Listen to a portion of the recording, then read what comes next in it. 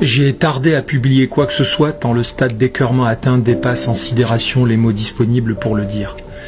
L'image de mon pays, répugnante de mauvais goût, renvoyée à des centaines de millions de citoyens du monde, est non seulement une honte qui me prend aux tripes, mais une opération psychologique préparée de longue date d'un degré de cynisme jamais atteint. Étant donné qu'une moitié de la France se réjouit que l'autre se soit senti humilié hier soir dans un summum de laideur sataniste, l'ambition désormais explicite de la caste mondialiste, aidée en cela par les idiots utiles, du gauchisme pathologique et du wokisme morbide, a atteint l'apogée de sa clarté.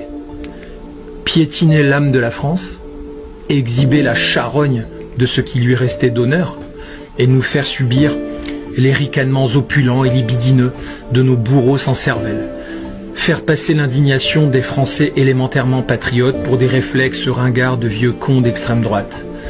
Attiser la fracture profonde qui nous désunit en faisant passer le culte de la médiocrité pour une idéologie progressiste. Corrompre notre rapport à l'art et à la culture comme on empoisonne une source millénaire d'eau fraîche en faisant passer les gesticulations de cancrelats obsédés de la rondelle pour une expression créative. S'assurer enfin, en parfait sadique hétérophobe, que nous nous sentions blessés et inquiets pour l'avenir de nos enfants.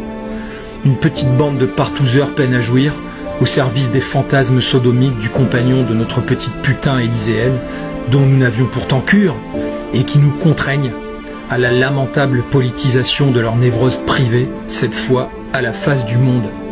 De deux choses l'une, soit la France retrouve sa dignité et son honneur avant qu'il ne soit trop tard, soit nous les laissons poursuivre ce travail d'anéantissement psychique. Notre pays fait l'objet d'un travail de destruction systématique à tous les niveaux. Le progressisme n'est pas tourné vers l'avenir, il tente de faire croire que les gens à peu près sains d'esprit qui restent sentent la naphtaline quand eux ne font qu'empester la vaseline.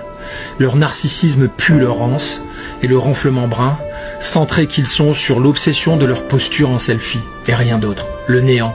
Notons au passage que ces pitres sont tellement lâches qu'ils s'acharnent sur une religion de miséricorde et de pardon, projet vicelard tellement plus accessible évidemment que de s'en prendre aux islamistes vraiment dangereux. Nous sommes enracinés, soucieux de notre identité et du sens des mots, pour pouvoir offrir un avenir meilleur à nos enfants et non pas les priver d'espoir. Ils souhaitent tuer notre âme, et j'ai honte de ceux qui les laissent faire. Je considère, quoi qu'il en soit, ces exactions comme une déclaration de guerre.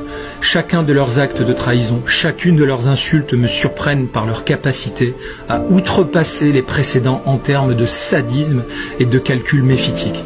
Ils veulent qu'on craque, ils veulent nous pousser à la faute.